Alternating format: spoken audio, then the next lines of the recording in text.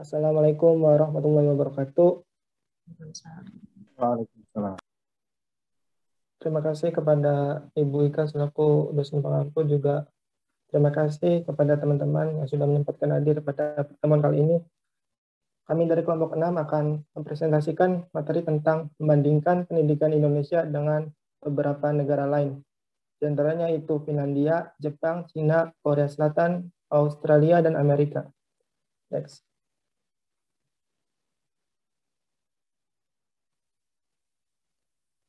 Di sini saya sendiri selaku moderator dan juga bersama teman saya yaitu Graita Nur Fajrin, Mutiara Haya, Fiska Pramudita, dan juga Emrizky Rismana. Next.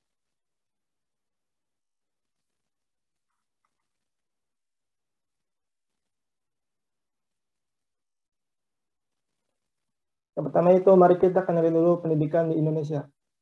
Next.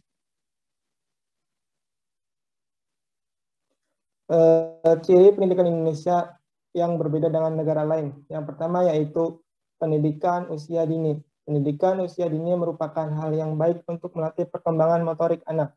Hanya saja di Indonesia pendidikan usia dini yang dimulai sejak usia 4-5 tahun lebih banyak menekankan pada pendidikan belajar. Baik belajar menulis maupun berhitung sebagai tuntunan masuk sekolah dasar. Sudah bisa melakukan itu semua saat usia mencapai 7 tahun.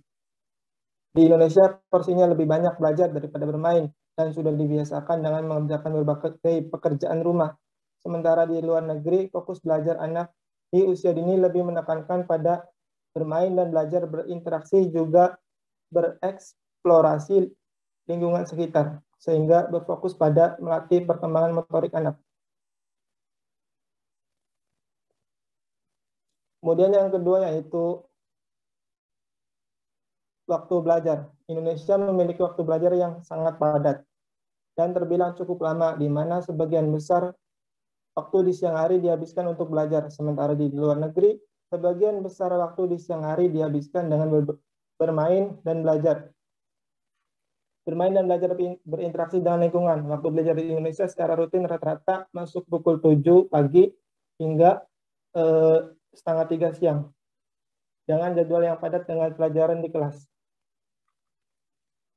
Beda halnya di luar negeri, pelajaran di kelas rata-rata dilakukan hanya sebesar 30-40% saja. Selebihnya adalah waktu bermain dan berinteraksi dengan siswa lainnya di luar kelas, sehingga dapat memicu kegembiraan para siswa. Di Indonesia, waktu belajar bisa mencapai 7-8 jam. Dengan 5 hari efektif belajar, sehingga dapat memicu para siswa merasa bosan dan tertekan. Sementara di luar negeri, jam pelajaran dibatasi sekitar 3-4 jam saja.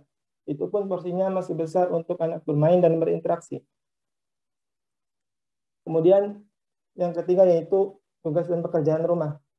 Di negara-negara yang memiliki rating terbaik atas pendidikannya di dunia, tidak satupun yang menerapkan pekerjaan rumah sebagai tambahan pelajaran yang dipelajari di rumah. Di Indonesia, ini justru dianggap sebagai jalan yang efektif untuk mendorong atau mempercepat, bahkan menambah pengetahuan anak-anak. Tentu saja hal ini membuat anak-anak sering tertekan dan bahkan cepat merasa bosan dengan rutinitas kesehariannya. Yang keempat yaitu ujian akhir yang paling menentukan di Indonesia. Di Indonesia, penentuan kelulusan didasarkan pada ujian akhir yang dilaksanakan serentak secara nasional. Sementara di luar negeri, penentuan hasil akhir dilakukan dari akumulasi pembelajaran yang dilakukan dalam keseharian. Tentu saja ujian akhir nasional akan menjadi beban tersendiri bagi siswa.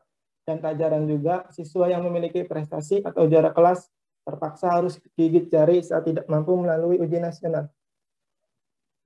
Namun belakangan ini ujian akhir atau ujian nasional ini sudah ditiadakan dan diganti dengan akumulasi pembelajaran dari semester 1 sampai semester 5.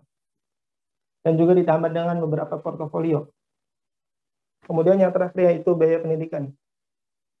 Pemerintah memegang peranan penting dalam memberikan pendidikan bagi rakyatnya. Di Indonesia, pendidikan digratiskan hingga pendidikan menengah atas. Namun demikian, sekolah lanjutan masih terbilang memiliki biaya tinggi. Sementara di luar negeri, pendidikan diberikan secara gratis dan memberikan program makan sehat di sekolah. Untuk sekolah lanjutan, sebagian besar pemerintahnya memberikan berbagai fasilitas biaya pendidikan yang mudah dan murah bagi yang akan melanjutkan ke tingkat pendidikan tinggi. Untuk materi selanjutnya akan disampaikan oleh Rizka.